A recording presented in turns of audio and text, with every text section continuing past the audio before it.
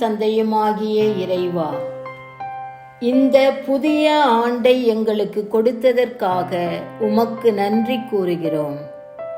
இந்த ஆண்டிலே எமது நாட்டில் நடக்கவிருக்கும் மக்களவை தேர்தல் நன்கு நடைபெறவும், நாட்டு மக்களின் மீது அன்பும் அக்கறையும் பாசமும் கொண்டு பணிபுரியும் தலைவர்களை நாங்கள் தேர்ந்தெடுக்க உமது ஞானத்தை எங்களுக்கு வழங்கியருளும்.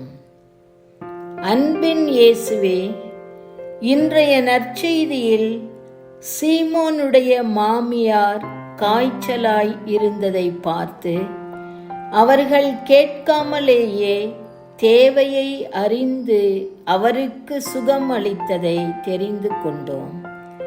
மற்றவருடைய தேவைகளை அறிந்து உதவி செய்யக்கூடிய தாராள உள்ளம் உடையவர்களாக எமது தலைவர்கள் இருக்கவும், நாங்களும் அப்படி வாழவும் உமது வரங்களை கொடுத்தருளும்.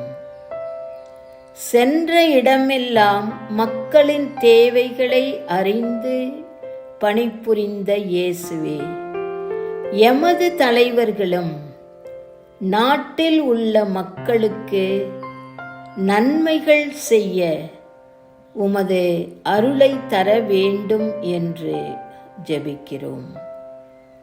தலைவர்களுக்கெல்லாம் சிறந்த தலைவராகிய இயேசுவே, எமது தலைவர்கள் உமது முன்மாதிரியான வாழ்வை, நீர் பணி செய்த முறையை, உமது மனநிலையை உள்வாங்கி சிறப்பாக பணி செய்ய உடனிருந்து உதவி புரிந்தருளும்.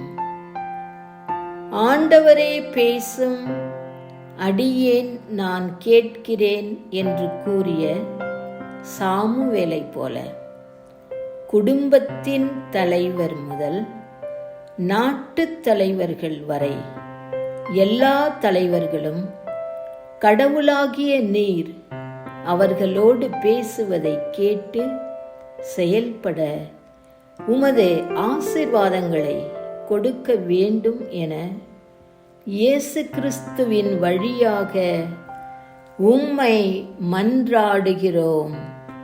ஆமென்.